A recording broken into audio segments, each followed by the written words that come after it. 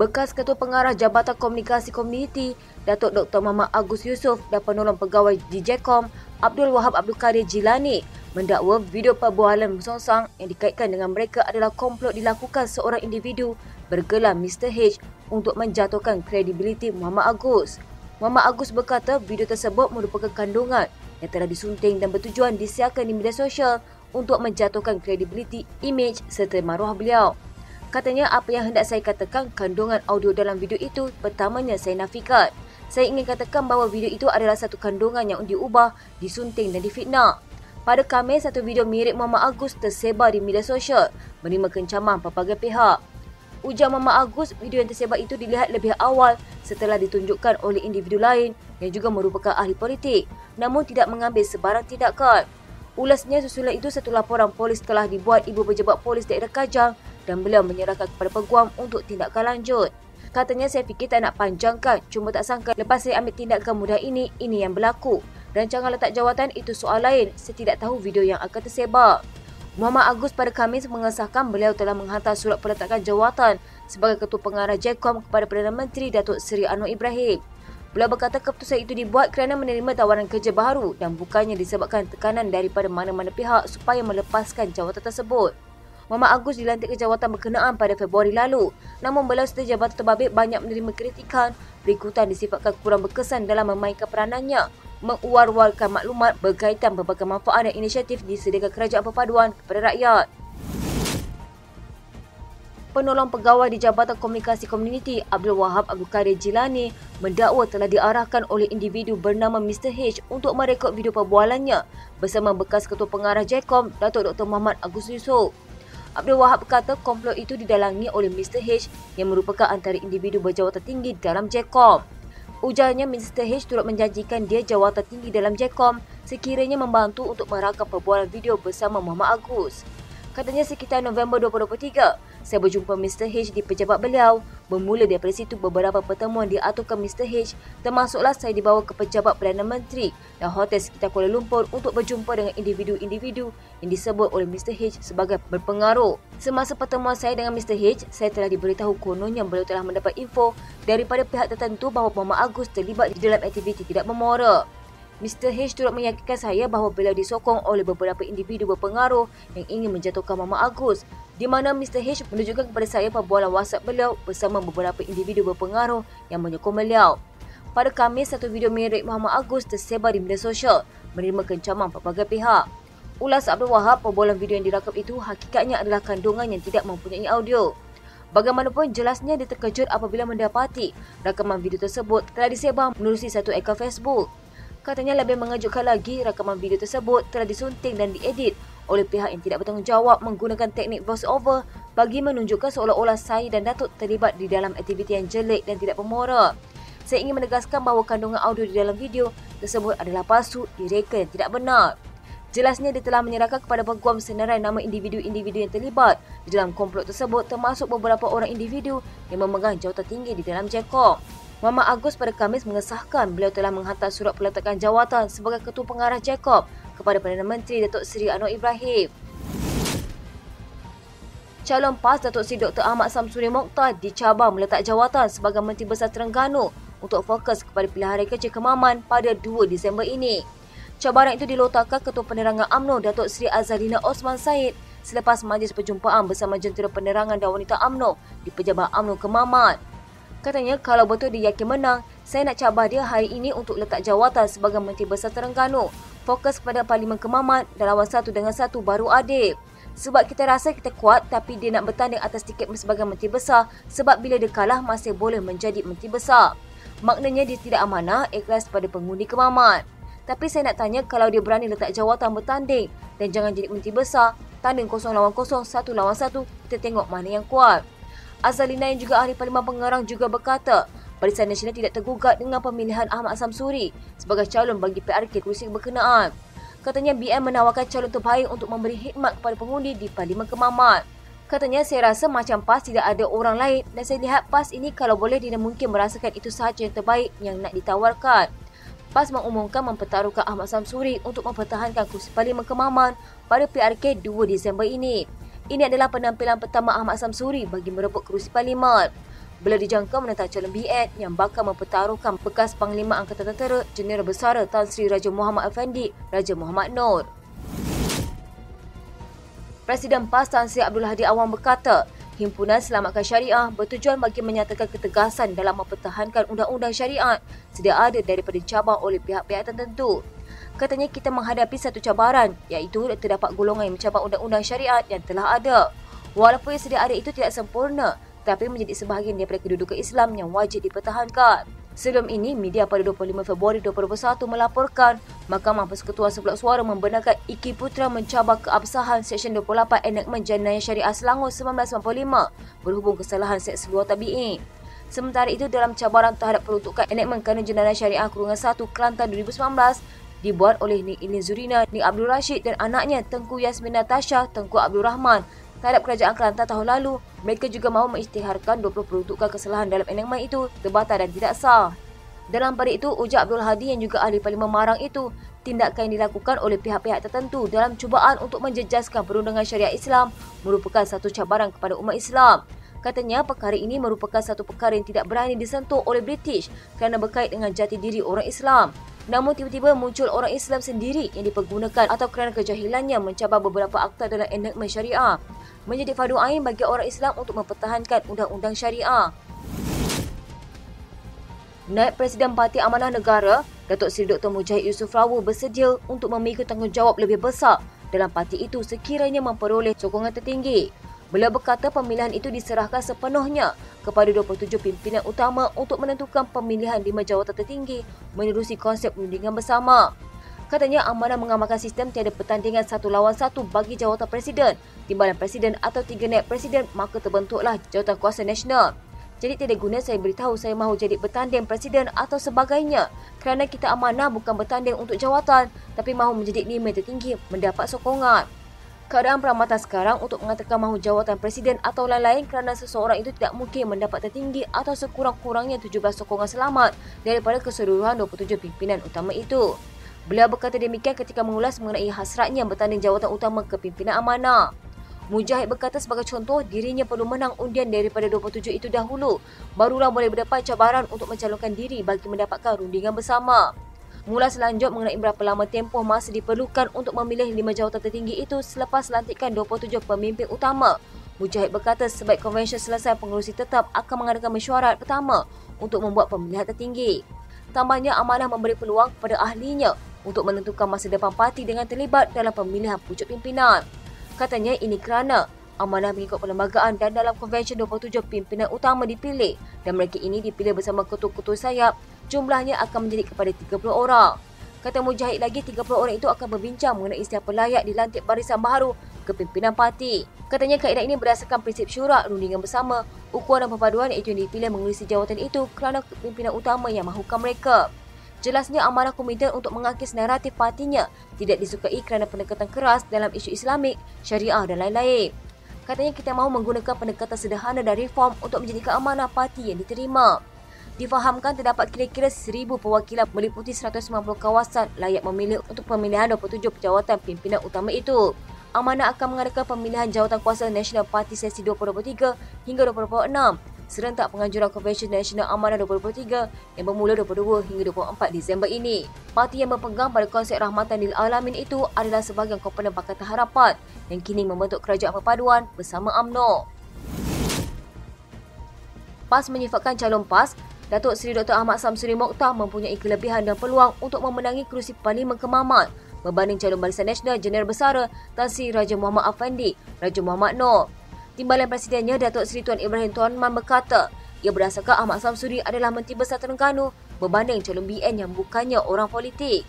Katanya dari segi calonnya, insya-Allah ia memberi kelebihan kepada calon PAS berbanding calon BN, memandangkan Ahmad Samsuri adalah Menteri Besar dan lebih dikenali berbanding calon BN. Kita mengangkat calon daripada Menteri Besar ini bukan sahaja sebaliknya ia satu keperluan kerana kita mahu membawa agenda negeri ke peringkat pusat secara terus.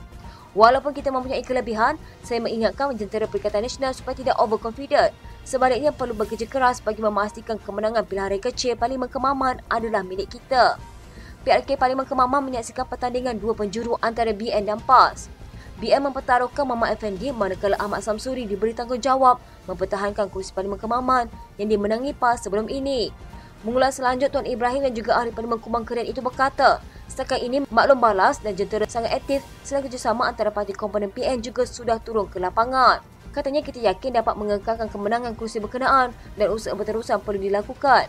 Kita juga perlu pastikan peratusan keluar mengundi dapat dipertingkatkan. Selepas hampir setahun menjalin kerjasama membentuk kerajaan negeri, Pakatan Harapan dan Barisan Nasional Pahang memeterai perjanjian persefahaman bagi mengukuhkan lagi kestabilan pentadbiran serta politik negeri itu. MOU itu ditandatangani oleh pengurusi PH Pahang Datuk Seri Amiruddin Syahri dan pengurusi Barisan Nasional Pahang Datuk Seri Wan Rusdi Wan Ismail dalam satu majlis di Genting Highland. Wan Rusdi yang juga Menteri Besar Pahang berkata, MOU itu adalah bagi memantap dan memudahkan urusan pentadbiran kerajaan negeri serta sebagai rujukan pada masa hadapan. Katanya kerangka perjanjian ini meliputi pelbagai perkara termasuk perbincangan mengenai lantikan jawatan ruang kerjasama dan perancangan di negeri ini. Dia juga berkata kerjasama kedua-dua gabungan politik gegas tanah air itu terbukti kukuh meskipun diuji dengan pilihan raya kecil Tiomat dan pelanggan yang memberikan kemenangan kepada PHBN. Menjawab soalan mengenai tempoh luput MOU itu, Wan Rusdi berkata kedua-dua pihak akan mengadakan perbincangan sekiranya terdapat sebuah ketidaksetujuan dalam sesuatu perkara. Amiruddin yang juga Menteri Besar Selangor pula berkata, perjanjian itu mengikut acuan MOU Kerajaan Perpaduan di peringkat pusat dan diseimbangkan dengan situasi Pahang bagi mewujudkan kerajaan negeri yang lebih stabil.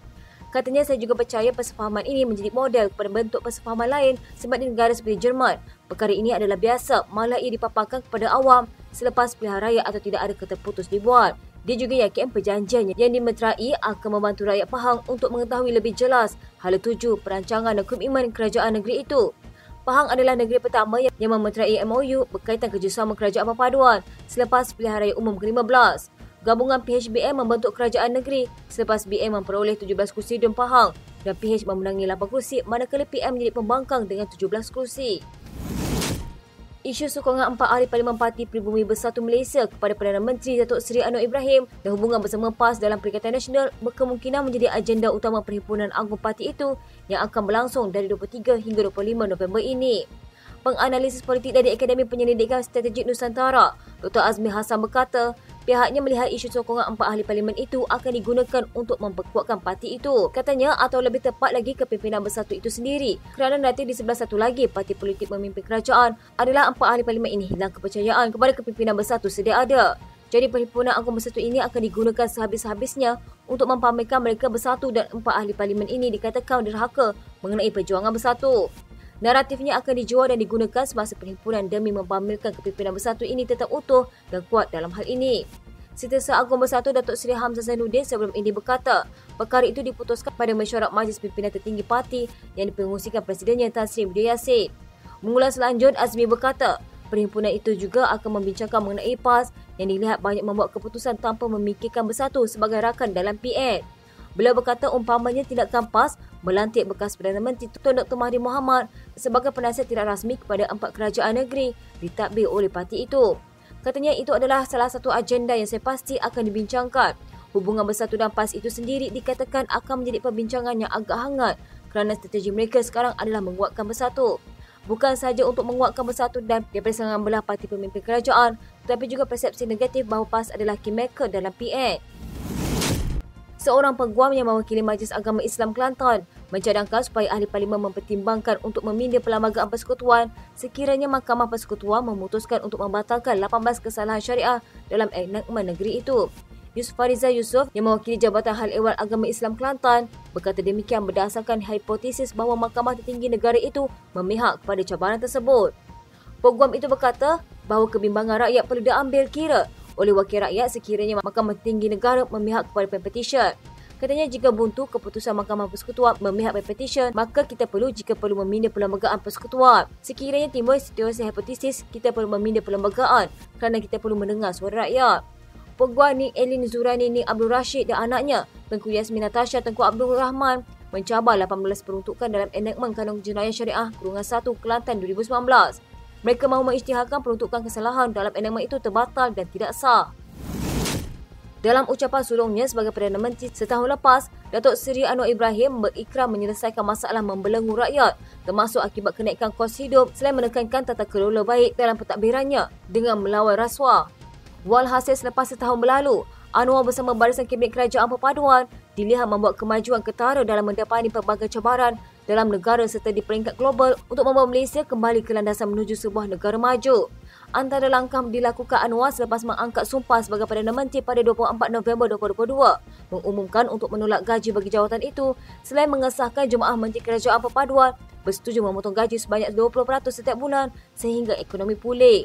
Keputusan itu, kata Anwar, adalah langkah pertama bagi memulihkan keyakinan rakyat terhadap kerajaan pimpinannya sekaligus berusaha memahami keperitan dan kepayahan rakyat yang masih bergelut dengan cabaran kewangan dan sosial susulan kos sara hidup semakin tinggi.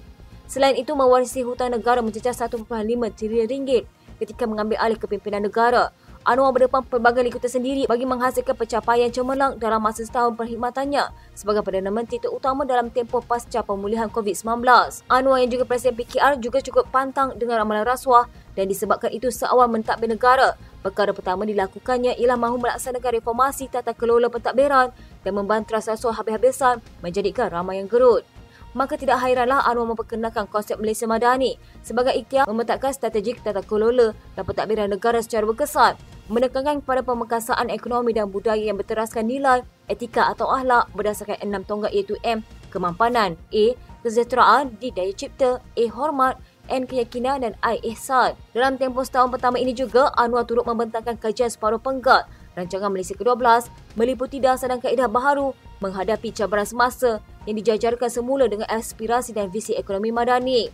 KSP RMK12 meliputi 17 anjakan sebagai pemangkit utama melalui 71 strategi dan inisiatif bagi menoktakan kemiskinan tegar, menyelesaikan masalah asas prasarana dan keperluan asas rakyat termasuk memperbaiki sekolah dan klinik daif, menjamin bekalan air bersih serta meneraju ekonomi Islam. Menyifatkan Malaysia sebagai sebuah negara makmur namun mengalami banyak kebocoran khususnya ketirisan pemberian subsidi. Anwar mengambil langkah berani ke arah pemberian subsidi bersasar bagi memastikan hanya mereka yang benar-benar layak menikmatinya, bukan warga asing atau golongan maha kaya. Perkara itu dapat dilihat daripada kesungguhan beliau memulakan usaha melaksanakan dan mengkaji subsidi bersasar seperti dalam aspek lembaga tabung haji, elektrik, bahan api diesel dan petrol, ayam pada ketika subsidi kerajaan untuk rakyat di seluruh negara termasuk makanan dijangka mencecah 81 bilion ringgit tahun ini.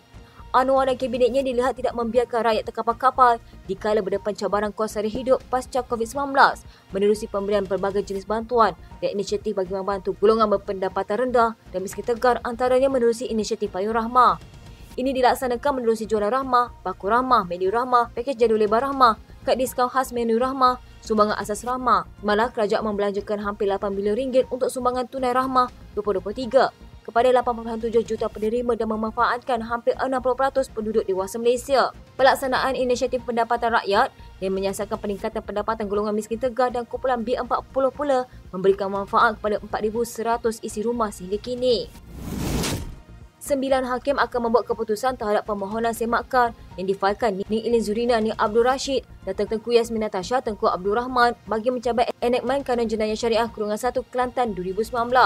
Mereka ialah Ketua Hakim Negara Tengku Maimun Tuan Mat dan disertai Abang Iskandar Abang Hashim, Presiden Mahkamah Rayuan, Muhammad Zabidin Muhammad Diah, Hakim Besar Melayak, Abdul Rahman Sebil, Hakim Besar Sabah dan Sarawak serta 5 lagi Hakim Mahkamah Persekutuan, Nalini, Marilyn Tiam Swan, Harmidan Singh, Nordin Hassan dan Abu Bakar Jaiz. Panel itu juga dijangka dengan hujahan lisan daripada 2 rakan mahkamah iaitu Majlis Agama Islam Wilayah Persekutuan dan Persekutuan Peguam-Peguam Islam Malaysia. Kira-kira 1,000 ahli dan penyokong PAS berkumpul di perkarangan Istana Kehakiman di Putrajaya sebagai tanda sokongan terhadap Perhimpunan Pertahanan Syariah yang digerakkan parti itu. Walaupun ia adalah terkait dengan kesalahan enakmen tersebut mematuhi perlembagaan negara atau tidak, PAS menganggap permohonan dikemukakan peguam terbabit adalah mencabar undang-undang syariah dalam negara ini.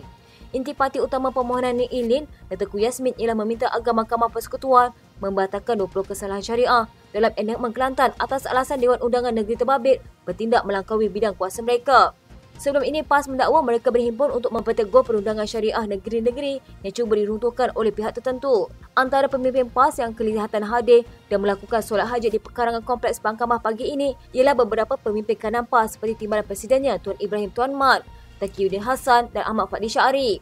Tidak ketinggalan bekas Setiausaha Agung BN Anwar Musa serta Naib Presiden Bersatu yang juga Ahli Parlimen Putrajaya Irazi Jidin. Sebahagian besar orang ramai melakukan jahanam Zionis, hidup syariah dan hancur liberal. Bekas Timbalan Menteri Undang-Undang Hanifah Maidin baru-baru ini menjelaskan dalam negara ini undang-undang tertinggi ialah Perlembagaan Persekutuan. Bidang kuasa atau mengubah sesuatu enakmen di peringkat negeri atau Akta Parlimen dibatasi oleh sempadan tertentu mengikut perlembagaan. Oleh itu, katanya sesuatu enakmen atau akta mestilah berada dalam had yang dibenarkan oleh perlembagaan.